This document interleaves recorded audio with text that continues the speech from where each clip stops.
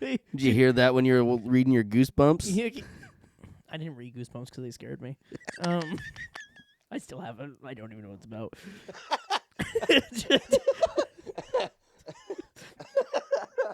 I don't know what it's about.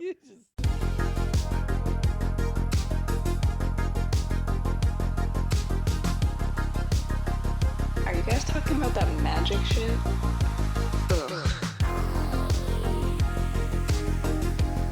Welcome back, you guys, to Season 2 of the Hard Part Podcast, where the hardest part is making sure that it's definitely not your sister. Wow. You know what? This is a new one. I don't think that you've gotten me with one of those before, but that's... I don't have a response. Well, sometimes, right, especially living in Maine, sometimes everybody's like the same person or related. Everyone is the same. Everyone is the same person in Maine. But here's the thing, though, right? Sometimes you get card games that are just somehow part of your family now, and they kind of do the same thing but look different. Oh, okay. Yeah, like that new card game, Riftbound. Oh, Riftbound. Yes, very, very much a sister kissing card game or something. You fucking get it. That's I don't know what you're talking about. There's a very long workaround to it that I did in my brain that I'm going to be honest with you. It's a new season, new me. I'm not going to go into try to figure that out. No, like I was saying just before we started recording, sometimes just don't talk about it, okay? You got to just... It's really fucked. It's not always toxic masculinity to be like, be a man and don't talk about it. Stifle your feelings. You know what? If you are just having some crazy, wild, out of left field feelings, maybe take a little time and process it internally, okay? To use some more therapeutic terms before bringing this before other people, okay? Sure. Like, give it some time before you decide that you want to make a very close to Magic the Gathering and Pokemon card game with multiple decks and different card backs. Yeah, but Cardinal, don't do that when you're making a card game. So, welcome back. We are officially on Season 2. Welcome back. Everybody didn't think we'd get to a Season 2. I didn't even think we'd get to halfway through a Season 1. We couldn't stop. We couldn't. Yeah, we're going to be a little shorter on the season this round. I think we're going for the first quarter. Yep, and I think every quarter we're going to do a new season, just kind of break it up a little, maybe allow some other people to headline on some sponsorships potentially, or shout-outs on episodes. So my wife had, ever the genius, my wife was asking me about the Season 2 stuff and what's different and so forth. I'm like, we're going to try and find a niche, and we're going to stick to that, and or not stick to it, but like kind of just focus on that a little bit for that season, make that kind of the theme. And she's like, oh yeah, what's the theme for Season 2? And I was like, actually, we're going to try and figure that out so that as we go into Season 3, we have a plan. So welcome to Season 2.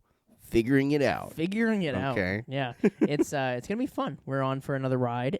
We got a release coming up. We're still going to do our normal keywords. We're still going to do our deck techs. I'm still going to find some weird Reddit stories. We like the format. Yeah, but I think we're going to try to start to play some games every episode. Not like Magic, but like Magic-related games. Like, what plane we on? So I didn't have anything planned for this one. Yeah. But I do want to try and make it like 3 of the 4 episodes of the month will have a different game. And we're just going to try some different games out. Yeah. If there's some that we like more than others, we'll use those. But yeah. I have a game in mind for today, actually. Oh, you do? Okay. I do, and we'll get to that in a little bit. But before we get started, I want to thank Manapool, our official sponsor for the show, for sponsoring us for another quarter. Thank you, Manapool. Thank you, guys. Really appreciate it. If you guys are looking for inexpensive singles out there that, maybe other people don't have, maybe your local game store doesn't have, you have a giant local game store on the internet. Or a huge selection of sealed products. I mean, huge selection. I was just making a comment today about how they stock sealed Unfinity packs if anyone's looking for extra packs of Unfinity for a show that they're getting ready to put together. They do, and maybe your show will get enough hate from people all over the internet for you disregarding those sets that now you have to put them on. But, I think that's... professional advice, even though I'm not in a position to really like dole out a lot of professional sure. advice, Just do it. but That's fine. in the creator arena, Mm-hmm. don't make fun of Asmiranda Kuldakar. Don't incorporate anything from any type of mage schools from a book Yep. thing. Don't incorporate that Yep. into your stuff. And then third thing is don't make fun of people who really like Don't universe touch or our fucking Unfinity unsets. or any of the unsets. Don't touch Like- our unsets. That is a passionate group Wow. of people. Okay. I mean, look at us, dude. First of all, guess where your fucking full art lands came from? An unset, Ben Bateman. Anyone that will change their pants to affect the outcome of a game or put their head on the table for the entirety of a Magic game in order to give their creature flying. Or balance their deck on top of their head and then make themselves a creature so they can play themselves on the battlefield. That's true. You can play yourself You can. in a game of Magic the Gathering with unsets. Yeah, and if you get killed, you have to stab yourself. Oh, here's another thing. Do you know where Blacker Lotus came from? An unset. It did. It fit very well in the Deadpool secret lair, though. It is mean, yeah. It's just, oh man. But yeah, thank you, man. If you're looking for singles, looking for packs, looking for now commander that he's decks. stepping down off of his soapbox. Yeah, now that you get Mana off it. Pool. Yeah, Check 'em Mana out. Pool is great. We love them. Like, even we've said it before. I'll say it again. Everybody always goes, "Oh, they're sponsored, so they have to like them." No. Not necessarily. Do you know how many people actually play Raid Shadow Legends if they're fucking sponsored by them? Probably none of them.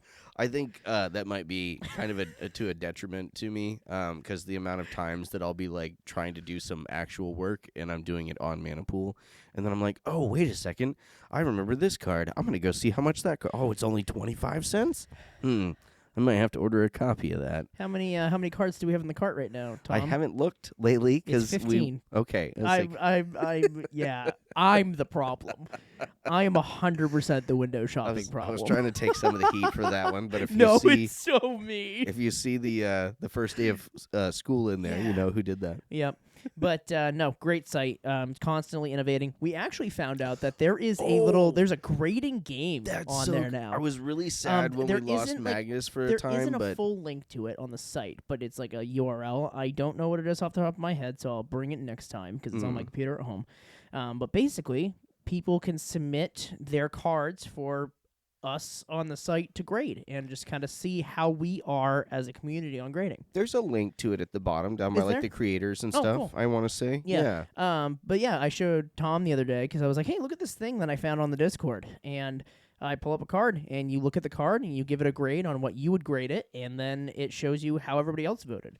And that's a Put a very little comment in there. that is a very unbelievably smart thing for a platform to do. Oh, because yeah. then it shows everybody how everybody's thinking on the platform too. Exactly. Yeah, we can all come together on what a grade of a card is, because it really is an arbitrary scale at the end of the day. Yeah, like that one card that we first looked at, and was like, oh, this is definitely like lightly played, and then we went to one photo over, and I was like, oh, that fucking thing's damaged. Yeah. But because of the different angles. So, and then if you guys want to get products to your location safely, and if you're like us with really bad infrastructure up here for USPS and your envelopes get eaten like a fucking bear, Shipping Shield. Yep. Yeah, we a lot of our stuff, a lot of your cards have been saved because of these things. A lot of them. We get them, they are chewed up, we go ahead and print up a new label, slap it on there, pop it out, and the cards are good to go. Good to go. So thank you, Greg, over at Shipping Shield. Thank you, Greg. I'm 99% sure you actually listen to these.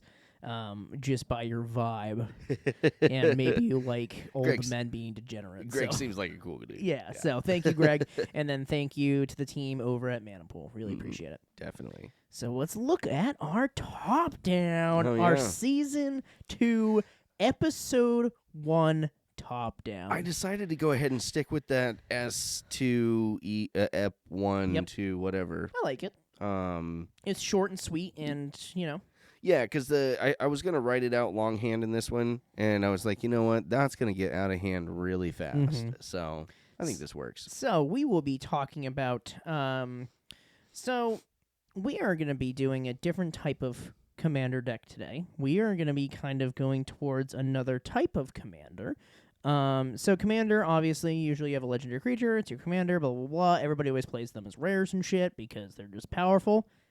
Pauper commander's a thing. In Pauper commander, if you play with just Pauper, it's very powerful. What Pauper means is the deck can only contain commons and uncommons, no rares. So it changes the meta like crazy. Well, kind of. It actually. So we're only working with commons in the 99. Yep. And your commander can be any rarity. Mm-hmm. Okay. But you also have the included pool of any uncommon creature. Yes. Which it changes the game a ton. Substantially. It has its own set of bans and stuff too, because there are some. It's 2 cards. It's only 2 cards. It's 2 cards. They're probably both blue. You could probably guess both of them without trying very hard. Is Force of Will a common? It is not. Okay. Let me think here then. So, it's definitely probably a set. It's probably a card printed early, right? I'm guessing they're both older cards. They're both older cards. Yep. Because old uncommons. Rhystic Study. Rhystic Study is one of them. And then I feel like some sort of counterspell. I've got to find it here. I want to say the other one is Mystic Remora. Oh, that tracks, yeah. Yeah, it's basically the it's two. It's Rhystic Study and then Rhystic Study with watered down milk. Yeah. Yep. We're going to be also talking about, like we said at the very beginning, that was very confusing and arbitrary. We're going to be talking about Magic the Gathering and Pokemon's love child, Riftbound, as Tom puts it. But it's another card game that I want us to get into, and I want our store to be able to sell and run events. And as a League of Legends player who really absolutely hates the game, just like every other League of Legends player out there. That. Why is that a thing? It's such a bad game. Is it like people that like Moxie? It's like, oh yeah, I just love soda, especially that Moxie stuff. Take the most toxic environment you can ever and just like jump into it head first and go, for some reason. It's because what happens is a pool of Moxie. You get trashed on so much that you just want to prove the opponent's wrong, so you keep trying to get better, and then you hit a new bracket where you suck ass again, and you have to keep doing it. Okay, so it's COD. No, Call of Duty is all aim assist, dumb bullshit. In League, you actually have to be good. You have to You actually have the thing with League. Do you target people? So you can highlight them, but there's only a couple people who have auto target skills. Everything else is all you have to aim it. Okay. All the time. I'll have to show it to you. I will. Yeah, I'll get really drunk some night. I will show you League. No, you are not going to play with me. You're going to watch it because no, that's why I was going to get drunk first. It's fucking insane. But yeah, we're going to be talking about Riftbound because when we were looking up Riftbound and how to play it, we saw that the professor actually ran a little bit about it. On it. And I was like, you know what? That makes me feel less bad about being a Magic the Gathering channel and talking about a different card game. So. Well, again, we're so. The idea that was part of the point of doing the hard part versus like something Magic related. Mm-hmm. We knew ultimately that we were going to be very Magic centric, but we wanted to have some room to still talk about other things. Yes, we need to be able to talk about other games and their similarities. Holy shit! And their it's because I accidentally been rubbing my mouth against the mic, which you're not supposed to do, and I keep fucking doing it. He's back to Alien Sean again. We are going to be talking about the releases this year. All of the releases, every single one. So many of them. So many releases. So many releases. Like 6 or 7. Yeah, it's a lot. That is. We're going to be talking about the keyword, which I think I know what it is. Yeah. I'm pretty sure. I think you're trying to throw me off, but I know what it is. Okay. It's not the I one, it's the P one. Because I see you pee. I cup. Wow. And here you make fun of me for being old. Dropping one of those 90s kids jokes. Did you hear that when you were reading your Goosebumps? I didn't read Goosebumps because they scared me. I still haven't. I don't even know what it's about.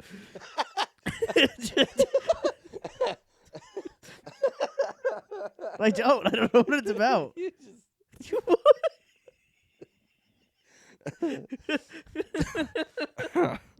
Oh, Is that too early for a cold open? it might be. That's really funny. It might be. Yeah. Oh boy. We're gonna be Goosebumps is too scary. talking about uncommon planeswalkers, legal commanders. Interesting. Mm-hmm. And then yeah, that's our topics for the week. Yeah. The bottom part was more about we're gonna go over some interesting things with Pauper EDH. Really stoked. Yep. It's gonna be cool. Update section. Not a lot of updates except for Lorwyn spoilers start in like 2 days. Isn't it strange to have a set where we don't know what every single card is a month and a half before it comes out? It's very refreshing. Like, I'm actually very excited the fact that we've barely seen anything from. Can we talk about how exciting? Are you talking about the puppets? Yes. Dude. So they haven't shown anything outside of that little teaser I think that's the about 5th, it. I think. Maybe. But if this is not good, I don't know what to do. Like they've really, I feel like they came through many times. I will sit down and watch the trailer to War of the Spark. Oh, it's so good. Yeah, just to get The my goosebumps going. The you know, feeling, the like. That's a very good trailer. I loved like what they did with Eldraine, the team behind that. That was so amazing. That was a cinematic experience in the form of a trailer. So if we get Jim Henson's company involved, and this is not just a knock it out of the park like Skeksis, the worms are gonna look cool as fuck. This is really good at worms. So if you don't know what we're talking about by now, which it's very cryptic because Tom talks like backwards. Bigfoot. So like Bigfoot. What is that? He's a cryptid. Oh, okay. So it's cryptic. God, I thought you were like. Do you want me to say you talk like a Mothman? Or you talk like a El Chupacabra? You talk like the Chupacabra would be fun. Chupacabras freak me out. You're scared of Goosebumps, Sean. It's funny because like there's not a lot of those urban myths that like scare me, but I remember seeing the video of the dog running that they said was a Chupacabra, and it fucking gave me like heebie-jeebies. I feel like we need to go and watch the Haunted Mask.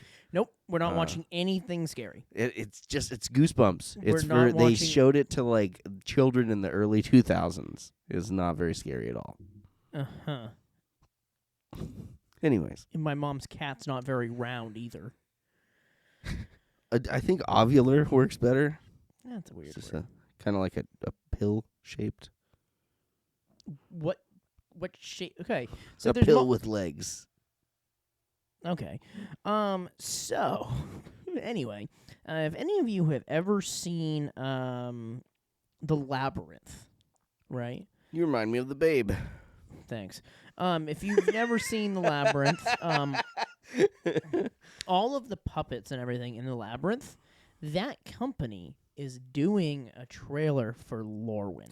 I love that you went for The Labyrinth first. Because people, Dark Crystal? Dark Crystal was another great production that they did. I don't know, all of the Muppets.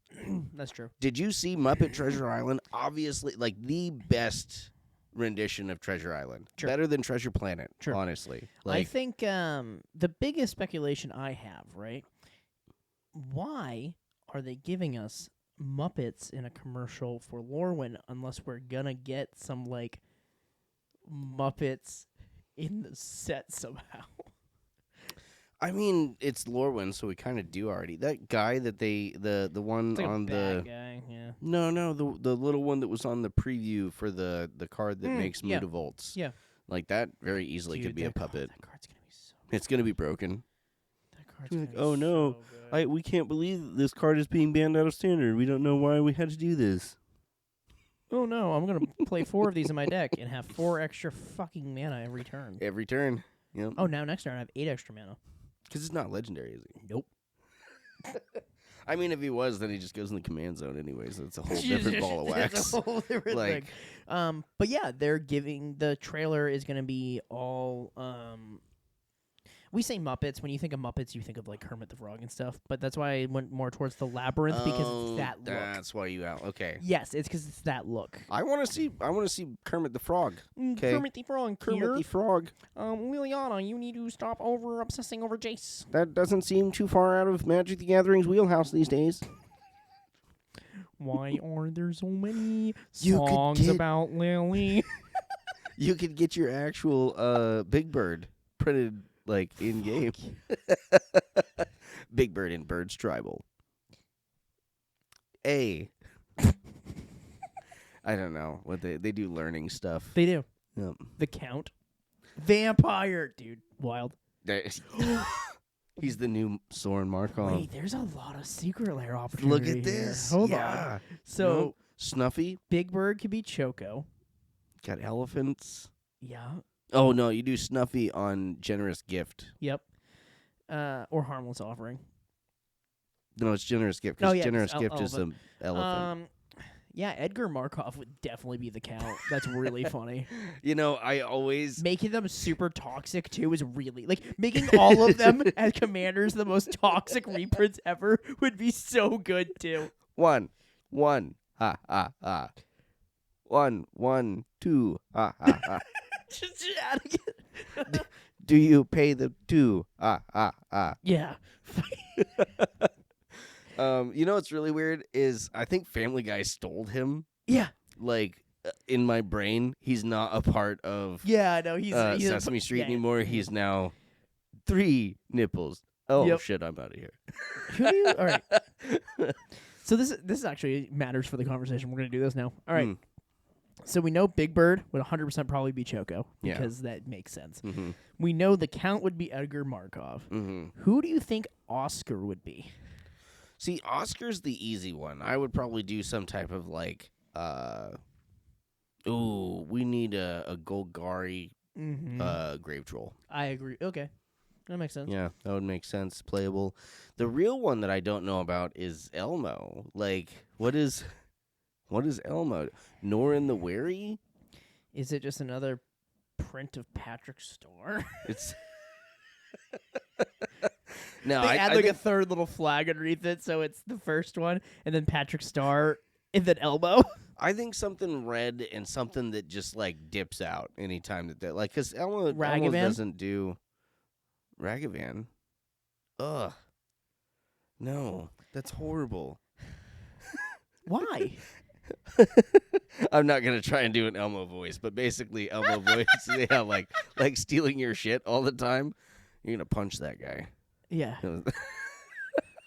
I mean, Elmo's got a gun. Whoa. Big Bird's on the run. Is that that's a parody real song. thing? Okay. Yeah, that's a parody song. Hadn't heard that one. Do you think I was just being like really creative? No, that one always just takes me back to that Not Another Teen movie. And he's like, "Oh, sing a song with her name in it." And he comes out and he's like, "Laney's got a gun." And it's like she's in the middle of the security comes out, "Put the gun down." Who do you think Miss Piggy would be? Oh, I mean, she's just a pig, spider pig. This is a great reprinting for Spider Pig. And tell me you couldn't see her in that outfit, too. I guess. Why do I think that you just made a not PG-rated version of her in a Spider-Man outfit? Speaking of secret layers, when are we getting gremlins? Okay, we're just going all out at this point. Like, we noticed that the other day. We were going through bulk of Kaladesh Ishkavar, and I'm gonna do that every time. I don't care. But we noticed the set has a ton of gremlins in it, and they're all really cool. And then they're just like, meh, gone. Yeah, no, there was a huge opportunity. They didn't. They just don't exist anywhere. You're telling me that like we've gone back there now twice, 3 times technically if you count the invasion. But if you don't count the invasion, we went back for Aether Drift, and I think they printed like a single gremlin in the whole set. That and I think there was something else that like made gremlin tokens or something like that. Yeah, but it's like they're kind of a large part of it because they like eat all of the Aether shit. That and I don't know. I don't know why they didn't take a Togs and just be like, oh, well, Gremlins are obviously a Togs. So they did make Or retro add Togs into Gremlins. They did make Gimbal Gremlin Prodigy. Oh, is there from legendary? March of the Machine Commander. Okay. Artifact creature. It's 2 blue, green, and red. Artifact creatures you control have trample. At the beginning of your end step, create a 0/0 red gremlin artifact creature token. Put X +1/+1 counters on it, where X is the number of differently named artifact tokens you control. Okay. So we need a Gizmo version of that. Yeah. Magway. But, like, that's like it. I mean, there's Phyrexian gremlins, too. But they did they did put the gremlin word on an Infinity card. The Fenzermite. It released the gremlins, destroy X target artifacts, create X/2/2 red goblin. That's actually really good. That's pretty good. Duskmourn, they gave us a gremlin. They did give us a gremlin in Ikoria, which doesn't look like a gremlin. That's the thing, is none of these gremlins look the same. Like, the gremlin look from Kaladesh was just really good. Those fucking things look like gremlins. Not that. Like, what the fuck is that? I'm going to send Sean on a little hike later while we're editing to find out how many times he just said gremlin in 60 seconds. Whatever. But yeah, we'll move over to our keyword corner here. What's you want to go for it? I think the keyword is poison. Yeah, it is. Let's friggin' go. Specifically poison counters. Yeah, I assumed. I was like, that is the Phyrexian symbol, which people will normally go, it's infect, but it's actually poison. Counter. Poison, if you don't know what it is annoying as shit. It's not so bad. It's very annoying. It's very, very annoying. So, a poison counter is a counter that, unlike most other counters, is placed on players rather than an object. When a player has 10 or more poison counters, that player loses the game. Question. There is a stipulation to that. Do you know what that stipulation is? Because it's not really marked anywhere. If you have a card that says you can't lose the game, you can't lose the game with poison counters. Well, that's true. That's true. But, I mean, as far as, like, the 10 poison counters, is there a situation that you can think of where you need more poison counters to die?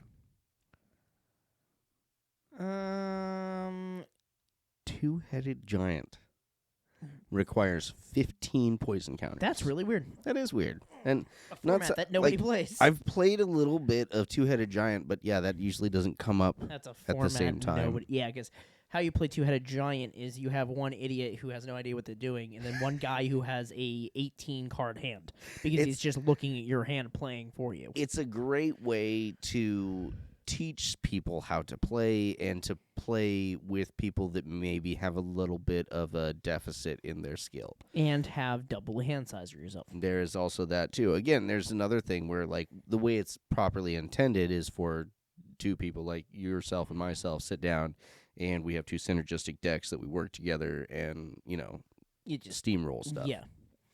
Yeah, poison counters are annoying. Poison counters first came out in, I'm going to guess, New Phyrexia. No, this goes way back. I'm going to say 5th edition. Way back. Yep. Beta? Too far. It was Legends. But it wasn't probably keyworded poison. I mean, so yeah, there wasn't like a keyword, but it did say it would give people poison counters, was it like on like poison dart frog? It was Pit Scorpion, and the Serpent Generator made serpent tokens that also did the same thing. The Scorpion makes sense, and snakes make sense. I think later on they also did there was Marsh Viper, and then a Mosquito that if it dealt damage... The Mosquito I do know about. Yeah. I think the Mosquito is actually it's in a really weird set that you wouldn't think it's in, but it is in. The Mosquito. I didn't know that. The mechanic appeared in sets up until Visions and was planned as the main theme for Tempest. Before it was retired from the game. It was next considered for Unglued 2 prior to the set's cancellation. It appears in a limited capacity in Future Sight and on some future shifted pre-print cards, using the keyword poisonous. But yeah, it was a huge thing in Dominaria United. Yep. And then obviously your Phyrexian Phyrexian stuff, sets and yeah. so forth.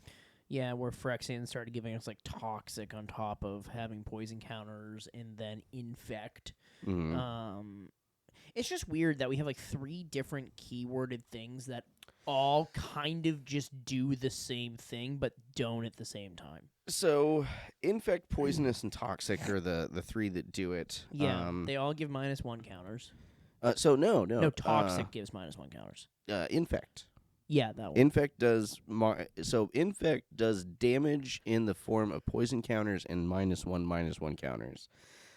Poisonous it'll have a number after it, and then you just do that much in poison, then toxic is the same way, where it'll be toxic 1, toxic 2, 3, and not. That's where infect is really dangerous, is because it's like tied to the power. Yep. So you can manipulate that. Obviously, really. Is poison dart frog? Does it have a poison? Yeah. Good. You can give it death touch until the end of turn, I believe.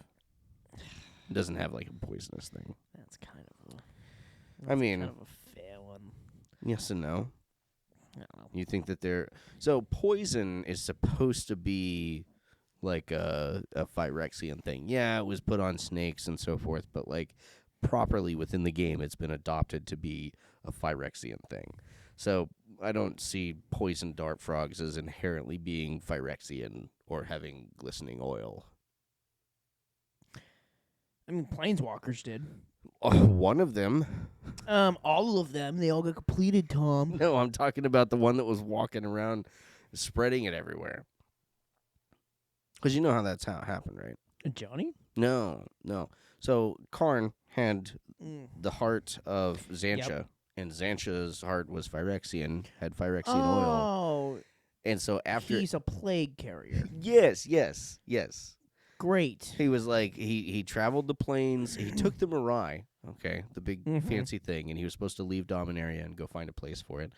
And he took it out and about, and he found Argentum, which was just this giant empty plane of metal and so forth. And he decided to, like, lick it? Yeah, more or less. He decided to shape it in his own image and make things the way that he wanted them there. And while he was doing that, he was also unknowingly infecting it with Phyrexian oil.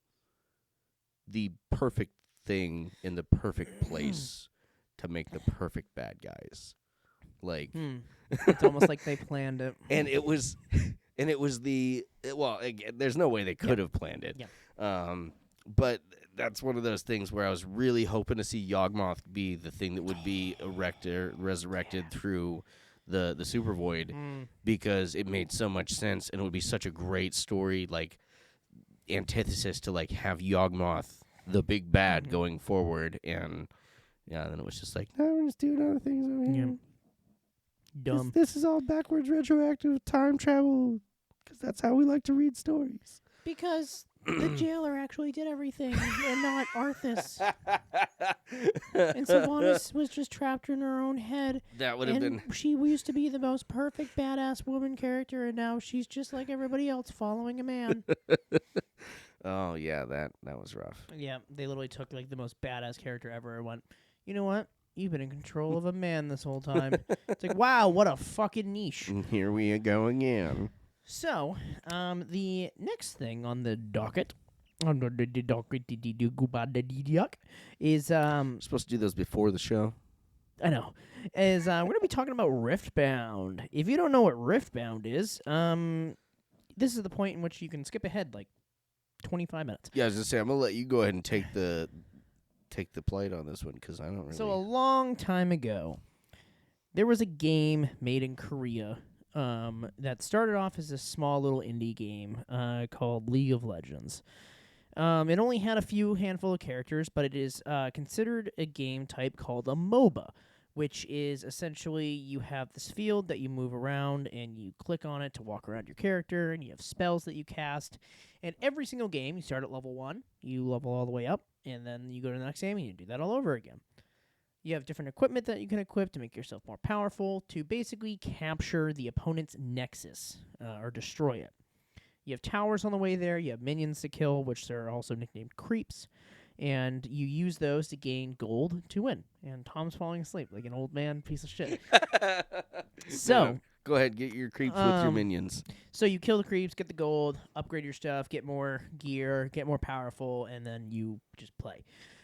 They decided, and it was a rumor for a while, that they were going to create a card game. And they officially finally did, and they released it last year, called Riftbound. Which it's called Summoner's Rift is where you're fighting. It's the name of the place, so Riftbound makes just great sense. But it was one of those things where they're like, I don't really know, because they first did a game called Legends of Runeterra, which is a card game on the phone. And that did okay, but they're like, you know what, I feel like we should have a physical card game. And you know what would be really good is we just printed it on a single piece of cardstock so that you can't tell if it's real or fake. And then you can see where they clip them all off and send them out into the world. So we haven't gotten personally better stuff than this, but I've seen people who have tokens that are substantially better quality. At least in like overall. I mean, I guess they were just going for something different, and it's definitely different. It is different. The feelings of the cards are definitely double the thickness of a Magic card. So I feel the cards, and at least when it comes to like the overall feel to it, I definitely struggle with the fact that it is thick. It's thicker than this together. But the other problem that I have with it is it doesn't feel like something that's made to last. When you hold even like an old like Legends card or anything from like early Magic the Gathering, you could tell that they contracted people that were looking to make cards that were going to stick around for a little while. Yeah. Not just fall apart in, the stretch of time. The Riftbound cards so far, like I know that they're very new, but they feel like a piece of cardboard that I cut off of like what is it? Like a 12-pack. You know what they actually feel like? Remember in new boxes we get from like Avatar and like the sets, remember that weird little sheet that's in there with the little tokens on it? They feel exactly like those. Yeah. A little bit less thick, but basically the same thing. However, Riftbound uses a completely different thing. A couple different things than Magic, but it also kind of does some weird Pokemon stuff and some other weird stuff like that. It's a weird, subtle blend between Pokemon and Magic as far as the gameplay goes, I feel like. Because in Pokemon, you get energy from your energy deck. In Magic, you use mana to be able to play things. Both of those things power up creatures or help you play things. Riftbound has a separate rune deck. You have up to 12 in a rune deck, and depending on what your commander's identity is what colors you can play. I thought it was the general. It's the general, okay. Yeah. But it's command zone, basically. So you choose a character, and then it has to be a legend character. Then you have your ally that one of them has to match the exact same name as your legend, and then the rest of them doesn't matter in the deck. You still have spells like Magic. You still have artifacts, but they're not called artifacts. They're called gear. And then spells like instants are, I think they're just spells. I think it was spells. I think it's just spells, which is also just a league term. But you fill it out in a 40-card deck, and then you have your general. So basically, it's like Commander Light. Yeah. That and the resource system is very interesting. I do, like I was saying, I like the idea that if you strategize properly, because I don't believe there's any shuffling after you start.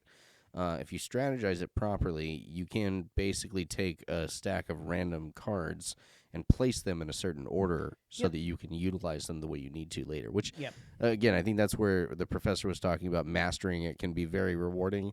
That seems like having something like that pay off and like work out in a certain way, that seems like that would be really cool and fun. That being said, I think that it's I feel like there are several things that they tried to do intentionally with the design of the game to be like, this is different than Magic the Gathering.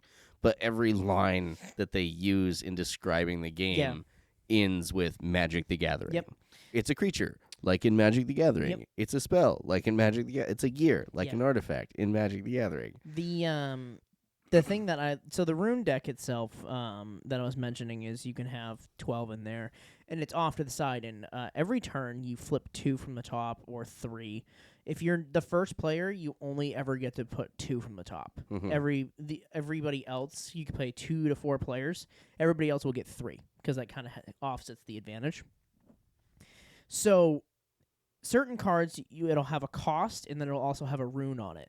And if it has that rune, you have to recycle that rune back into the bottom of the deck, which is where Tom was saying it's kind of cool how it flows because you exhaust them, tap them. No one else uses that keyword ability. So if it's 2 and then a green rune, for example, you tap all of them, you play the thing, and then you have to take at least one of those green runes and put it on the bottom. But it doesn't have to be an untapped one. You can use a tapped one, and you just recycle it to the bottom. And that's where, if you strategize correctly, you can basically line up and know exactly which runes you're going to get. At first, you don't, because they're all shuffled up at the very beginning. But after that, it's just, you can kind of relay it there. Yeah. The winning of the game is also different. You don't have life points. You are trying to capture battlefields. If you capture 8 battlefields, you win the game. Which is also really cool because the battlefields themselves have their own effects that affect both players, depending on who's on it. And when you start the game, you both bring 3 of them with you. The first round is a completely random one, and then whoever the loser was gets to choose the next one if you're playing best of 3. Okay. If you're playing a 4-player pod, it's just best of 1, so it's completely random on which battlefields are going to be there. Oh, okay. And in a 4-player game, you have 3 battlefields and not just 1. Or 2, because each one gets 1. So at first, it seems like it goes fast, because you're like, oh, we all just get one, and it's really quick.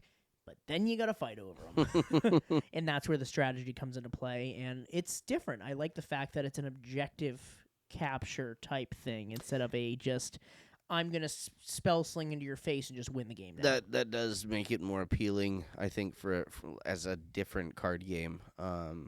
That's the thing is, like, I don't want to end up picking up a second game that's like, oh, this is Magic with different cards. Yep.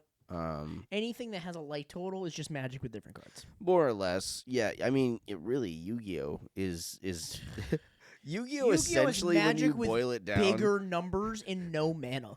When you boil it down, Yu-Gi-Oh is just essentially what everything would look like if there was ever like there was infinite power creep from Channel Fireball going forward. Like, I have these 2 cards, I win the game. My favorite is on the first turn, I'm going to cast the most powerful thing in the entire game. Pass turn. It's how much did that? What resource did that cost you? I just played it. I just did it. Yeah. What can I do in response to it? Not very much. If you played a trap card, which is a face down card, then you might be able to do something. Maybe. Or you can play Pot of Greed to draw 3 additional cards from your deck, which is not what it does. I was gonna say, Pot of Greed. You think Ancestral Recall is broken? Pot of Greed. How about a free one? Yeah. You think 1 mana is cheap? Yeah. You know what's really fun? Playing the most powerful thing in your deck. Oh, and if you're somehow lucky enough to draw all 5 pieces of a card, you just win the fucking game immediately. Oh, that's such an obscene You deck. also want to talk about weird things? Yu-Gi-Oh! Also has, like, every pregame action you could ever have in the world. Oh, yeah. Yeah. Okay, so before the game starts, I win. Good game. Glad you paid $55 for this tournament. You ever encountered anything like that, Sean? I have. Does anybody have any responses if I go infinite right now on the beginning of turn 2? But no, Riftbound is going to be interesting. I'm excited to start trying it out. I'm going to try to find a second deck so that you and I can kind of hash it out, try it out, see how it goes. Yeah, no, like I said, I'm happy to give you something to bounce some ideas off of and whatnot. But I'm gonna leave that all for you. Yeah, I don't. Apparently my draw luck for Riftbound though is absolutely wild. Yeah, because I opened up 3 packs and opened up like $60 worth of cards. Actually, that strikes me. It's like a bunch of people got together and they're like, "We really like Magic, but we really hate being mana screwed." I do not want to be mana screwed. Can I just start every game with 2 mana? Oh shit. That's all I care Oh about. fuck, that's why I like Rip Bound. Look, I just don't want to draw a fucking land anymore ever again. I do not want to draw a land from my deck ever again. So Force of Will has the same system where you have a separate deck for your resource, where it's a separate deck, and every turn you flip one from the top of it, and that's it, basically. It was never listed. Hold on a second. What?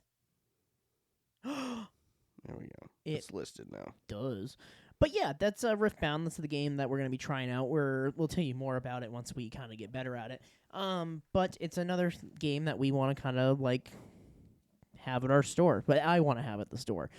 Same thing with One Piece. Like One Piece is different and enjoyable. One Piece looks fun. I haven't seen it played yet, but it seems like it has enough of a. They're releasing their 4th set already. Yeah. They seem very on the ball when it comes to their development and so forth. And it does seem like it's got a crowd. I think Riftbound will stay around for a while too, because they're about to come out with their 2nd set. And the thing is, League of Legends has thousands of character skins. So I get what you're saying with that, and I understand the popularity behind it. What I don't understand is that like appeal to the crossover. Like, these are people that play video games, all right? I also didn't understand World of Warcraft, the card game, and really when it comes down to it, objectively as a card game, it was really bad, okay? People that played it and enjoyed it were longtime Varian franchise, like Blizzard's people. These were people that went to Comic-Cons, people that have collector's sets of the box of the game, the digital game that you can download. You know, people like that. Yeah, who fucking does that? You know, like people that like get every single one of them. Yeah. And then like has 2 out of the 3 statues that they ever released for anniversaries, and missed only one of them because they subscribed for 1 month too short, and they messaged Blizzard support all mad about it, and Blizzard support said tough shit. It seems highly specific. It is very highly specific. But no, Riftbound, cool. We'll get back to it at some point. But now, let's talk about Pauper EDH. So, yeah, we're going to talk about Pauper EDH, and then we'll talk about the deck tech, because we put the deck tech in the Pauper EDH format. The Pauper format. The Pauper format. Instead of Pauper. There you go. So, yeah, Pauper is a very interesting thing. I don't remember where it came from. It kind of came out in the same era as Tiny Leaders.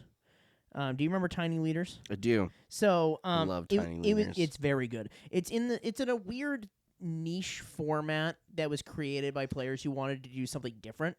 It's been around since the early 2000s. Yes, I remember when people first made Pauper standard decks, and they were so weird. So, yeah, Pauper is uncommons and commons, for at least normal standard Pauper and stuff like that, or historic, or basically every format that's in Magic normally is a Pauper format too. Commander's just the one that has different rulings on certain things, for like deck building and whatnot, but all of the other formats run the same. As long as you just have commons and uncommons, that's it. There are still lists where you can have restrictions too, where you can only have one of them in the deck, because when you play with just commons and uncommons, there are some broken uncommons in the game. There's some insanely broken uncommons when you remove mythics and stuff. Oh, yeah.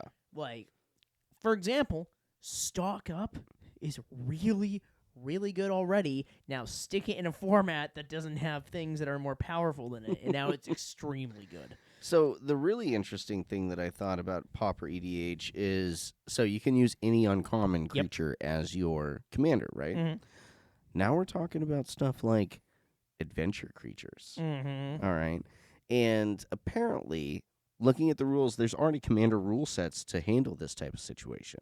See, it's an established enough format that it matters. Well, they didn't even write something special for Pauper. It's just the current commander rules would, encapsulate it. Basically, if a commander is in your command zone, it is all of its card types. Okay, so if you wanted to cast it multiple times, like for its adventure, you could, and it has both card types have the same count going up. So you could cast it for its adventure using, and then exile it and then cast it as a creature from the adventure, and then that's just going up on that end. That's really weird. Okay. But yeah, that's one of the things that you can do with it, is have a little bit of fun with adventures and so forth. Yeah, the fact that you can use any uncommon creature as your commander is pretty cool too. So it doesn't have to be legendary; it can be anything, which is really fun because that also adds. Like there are some cards that you look at it and you're like, this would be a really good commander if it was legendary. Now it can be, and a lot of those options are very scary. Oh yeah. But for the simplicity of it, we just went with a legendary creature. We decided to go with Finn the Fangbearer, which is already it's actually one of the top normal EDH deck mono green builds ever. What? But let's see how crazy Tom made it in Pauper format. We toned it down a little bit. Obviously, we've got a bunch of our mana dorks, some low-cost stuff just to ramp into things. We're in green, so we're not getting a lot of card draw. Like Llanowar Elves and like Birds of Paradise? No, there's better ones. That's a weird one. So Pauper's weird, especially when it comes to cards that have been turned into rares. If I remember right, if they've ever been turned into a rare, you also can no longer use them. No. You can? If it's ever been printed at common, you can use it. Damn, let's go Birds of Paradise. Birds of Paradise has made it all the way to Mythic. But no, we're talking about dorks like the Deathbloom Gardener, who has Death Touch, and you can tap to add 1 mana of any color. That's really good. Your old friend, the Poison Dart Frog, taps for mana, and you can give him Death Touch.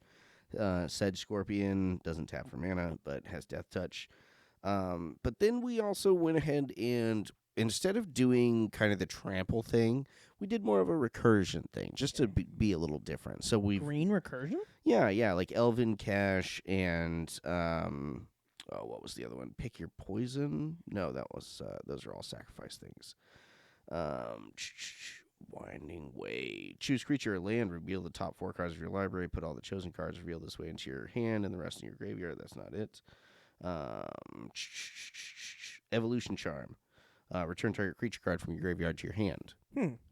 But yeah, there's a couple different things where you can grab stuff from your graveyard and whatnot. A little bit of milling to find what you're looking for. Again, we don't have a lot of card draw in mono green, so. But yeah, just a lot of fun stuff like that. Viridian Longbow. Equip it for 3. Tap it. This creature deals 1 damage to target creature or player.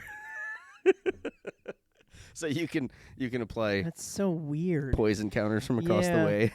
So it's interesting because, like I was saying, cards that are normally not like really strong in a format are like really strong now because it removes a lot of things you see all the time.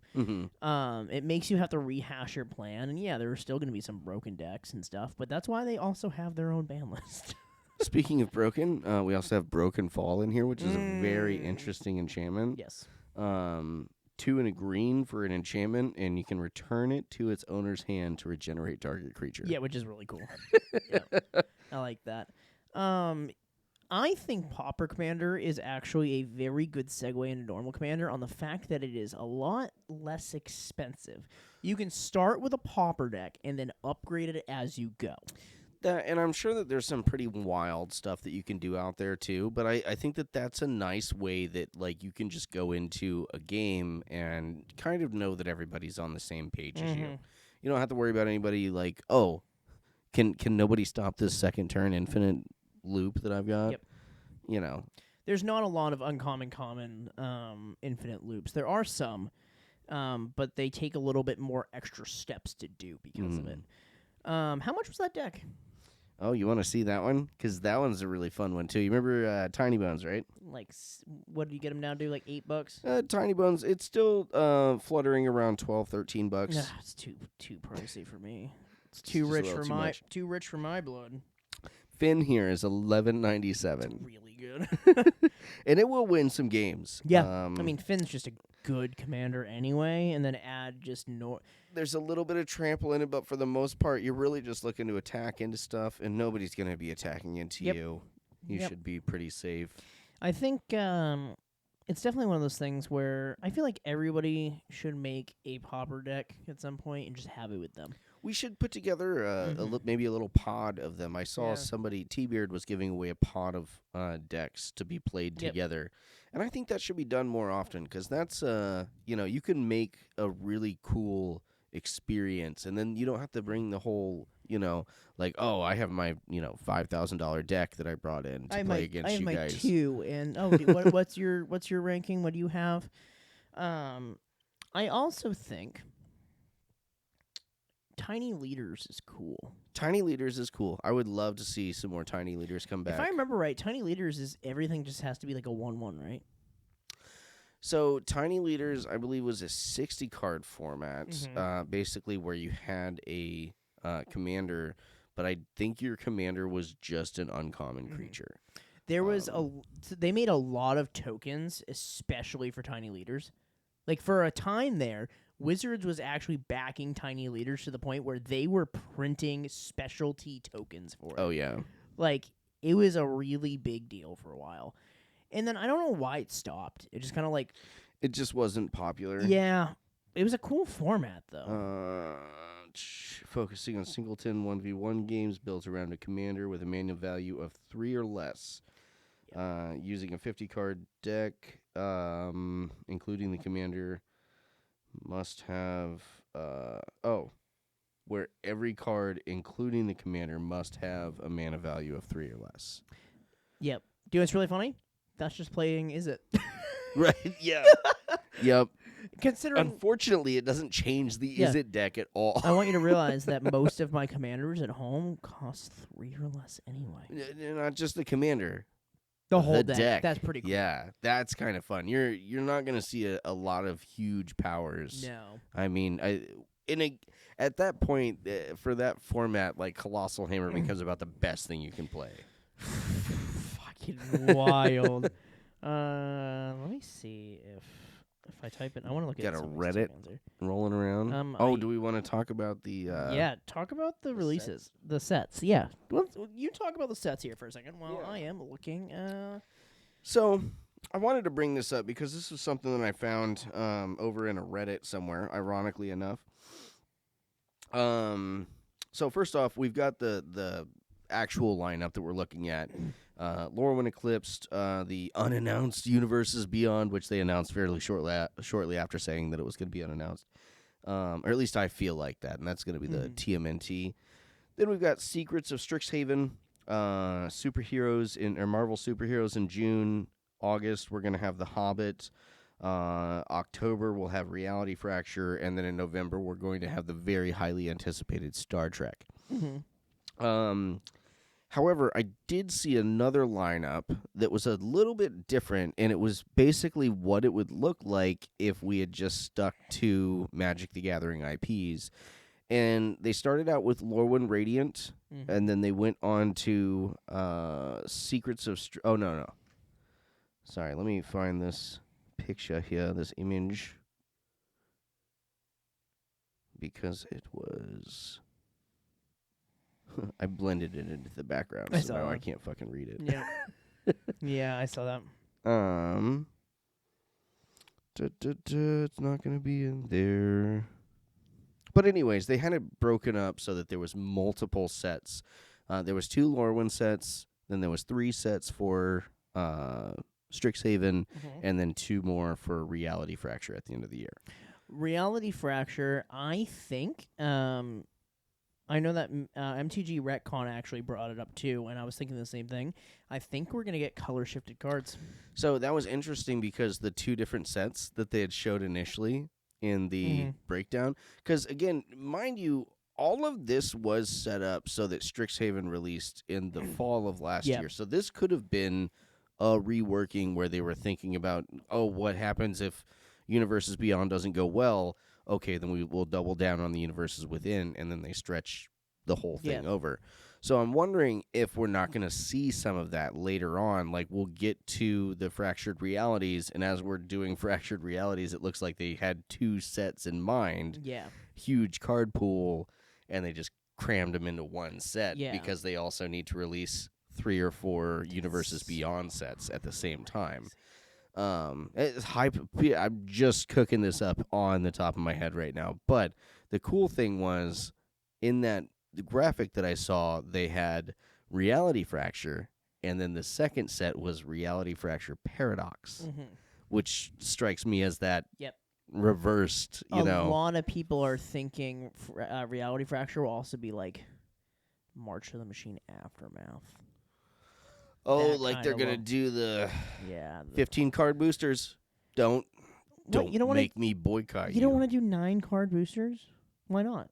Because this Yu-Gi-Oh ain't does it fine. Yu-Gi-Oh. Yu-Gi-Oh, yeah, dude. Even Riftbound had 14 cards.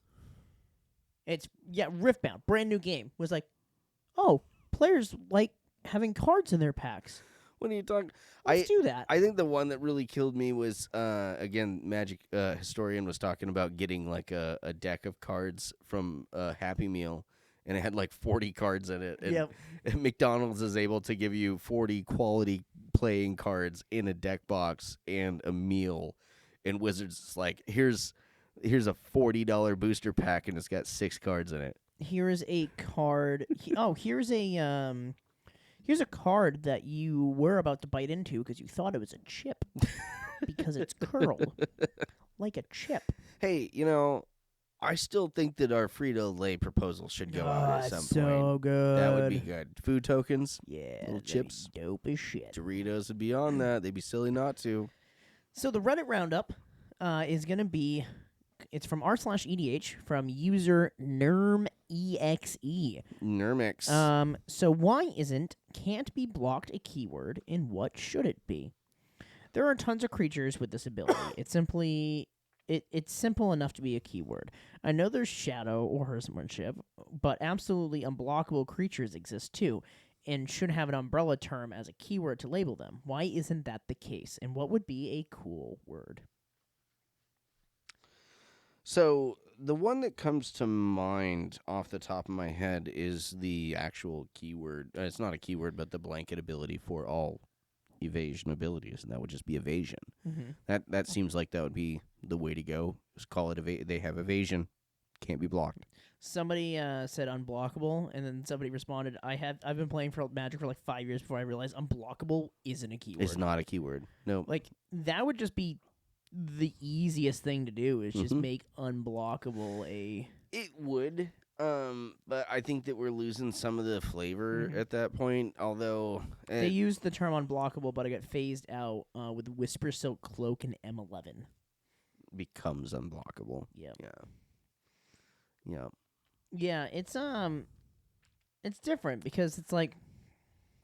See, I think the problem with it is, and I understand that, like, Shadow had its own thing, and Shadow is functionally outside of its block. It is unblockable. Horsemanship is the same thing, but in their block, they're not unblockable. So in most cases, unless you're building around it to be unblockable, it's not something that's just available. Yeah, because then there's also, like, can't be blocked by 2 or more creatures, can't be blocked by this, can't be blocked by that. So what would you do? Unblockable except by this? That's a really weird way to put it on a card. Well, not only that, but once you make it a keyword, then we need to start using it a certain amount of times. And once we see a lot of unblockable creatures as kind of the regular, I feel like, there's a whole segment of the game that we're not focusing on at that point. Oh, okay, I'm just going to attack you. Responses? Oh, it doesn't matter because I'm just attacking you.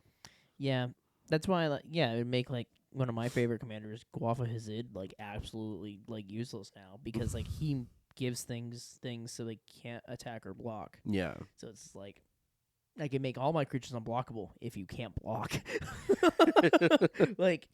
So that it is interesting, because there's a lot of things like that I feel like could be keyworded, but they just don't. Yeah. I can't think of any other ones. I know that we like to also change keywords so that we can put it on spells instead of just creatures. Sneak. Sneak.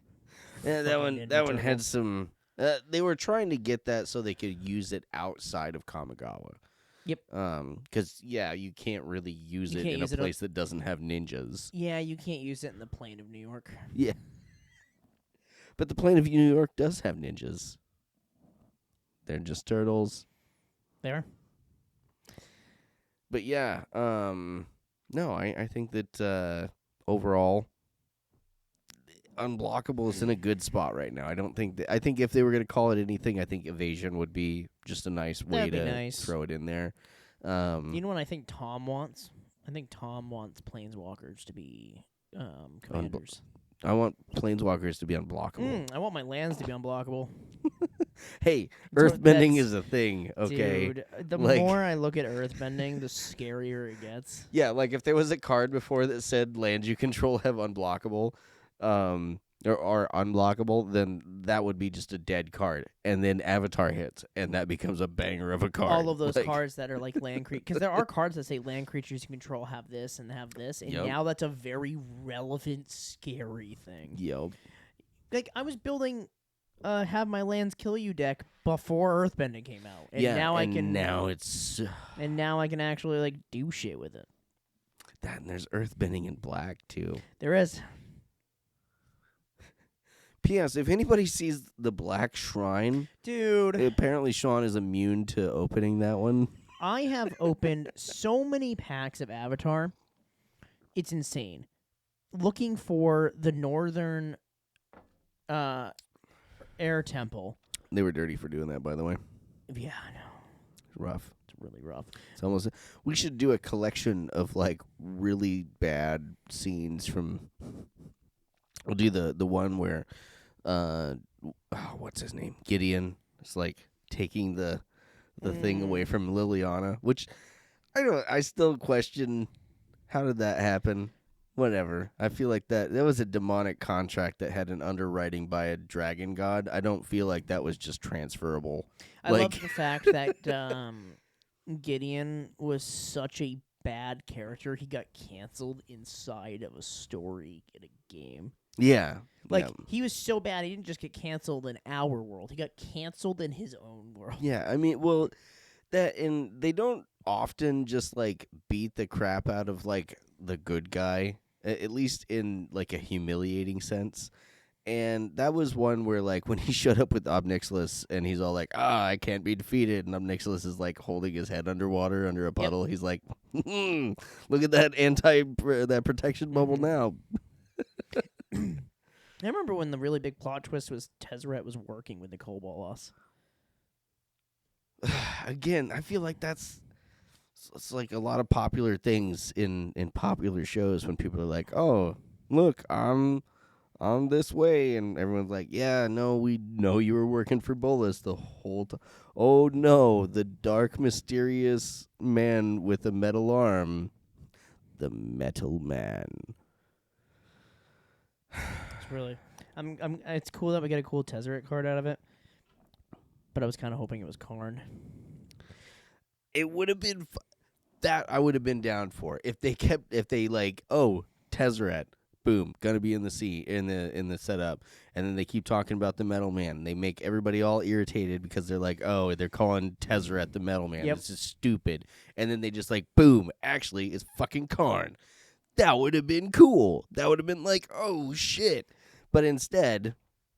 So, I really want to build a deck with Karn in it, the one that restarts the game, because people have completely forgotten that card exists. Like, for example, like Ellie forgot that card exists, and Rai has not experienced a game restart yet. I will destroy it the moment it touches.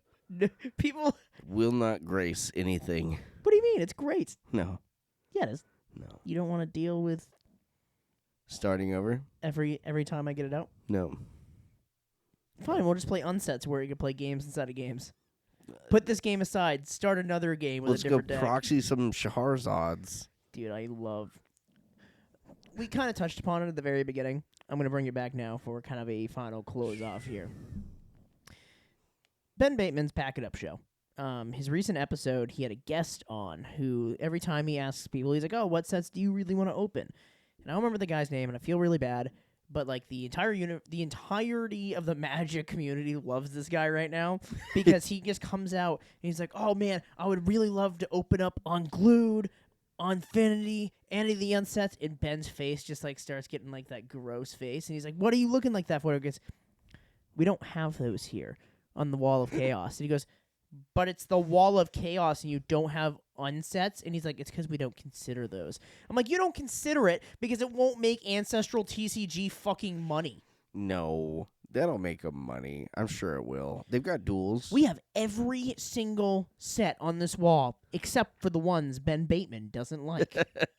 That's probably more like it. You can see it on his face though when dude starts talking about unsets. Ben's just like, ugh. My favorite thing is then he gets so much backlash for saying that they are now adding it to it. Not even because the guy won, because he's like, "Oh, well, if you win, we'll add them to it." And then the entire internet's like, "Really?" I kind of feel for Ben a little bit in this one because again, you can see that he's not a fan. It's not a big portion, but there's a portion of the Magic community that hates unsets. But here's the thing, though. It's the Wall of Chaos, and he even advertised it as every single set in the game. That's true. He That's advertised it, which means he falsely advertised it. I think that unsets kind of fall in a weird line, and I appreciate it just being added right in. Like the moment that it came up, it wasn't like, we'll see if we can do it next season if we really want to, or if there's a demand for it. They were there's a demand for it. We have a bunch in the back. We'll just put them out there. He started off saying, "Oh, well, if you win, then we can do it." Yeah. Well, again, he doesn't like those things. Well, it doesn't matter. Here's the thing, right? Well, that's why he's doing it. It's a show that you're supposed to have a chaos thing, and what's more chaotic than having an unset? Do you want to know how we'll know if he either has the worst luck and or is like staging some of the shows? Is if next episode he gets one of them? If Ben gets, if he has to open one of those, and again, then I'll feel for him because you know about how much he like actually has to do with that show. I'm just saying, right? He all the time brags in his videos. He's like, "Oh, I love Full Art Lands. They're the best things ever." Do you know where Full Art Lands came from, Ben? You wouldn't fucking have them if it wasn't for an unset. That's true. Unglued. You wouldn't have them. They were a tester there. Yep. And a lot of people thought they were stupid. Yep. Like they are now $7 a piece in very. Mom had 3 of them. Did she? Yeah. I'm like, what the fuck? Where'd you get these? From Unpacks back in the day. Yeah. And even the unhinged ones are fucking great. Mm-hmm. The unglued ones are good. They're not as good as the unhinged ones. Yeah. Those ones are the unhinged ones. Well, the Infinity ones I think are probably the best ones. The Galaxy foil with the Oh my god, those are so cool. But they also did Infinity's one that did Shocks, didn't it? They did. So that was the weirdest thing about Infinity is the fact that it was an unset, but they put actual cards in it. Mm-hmm. Like they put really, really good lands. So the reason Infinity collector's boosters are still worth money is because of those being in it. I have one of them Galaxy foiled. I have the breeding pool, and then I also have the stomping ground, and I have the the Orzhov one, Ghostly Prison. No, not Ghostly Prison. I don't remember what it is. That sucks. But it's the moon with the spaceship flying around it. Oh, okay. But I have 3 out of the cycle from it. Mm. And they're all great. They all look really good. Yeah, and it seems like when Magic has, when they get to do a set like that where they can just kind of have fun with it, we get the best products. Dude, there are some really good cards in Infinity. There are. Yeah. Like, there are actually good cards in Infinity. Now, it did bring in stickers and some shit like that, but at the same time... The fact that stickers are Commander legal, but there's some cards that are in there that are not.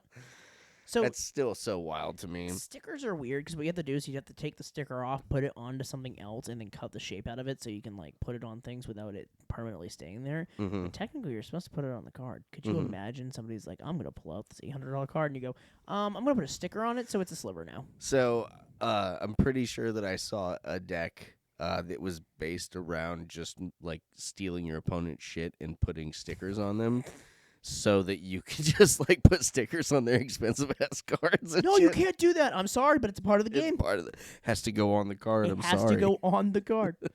But once again, Oh. thank you to Manipool, our official sponsor for the show. Thank you, guys. If you guys want to go to our card store online, it is manipool.com/shop/the-hard-part-card-mart.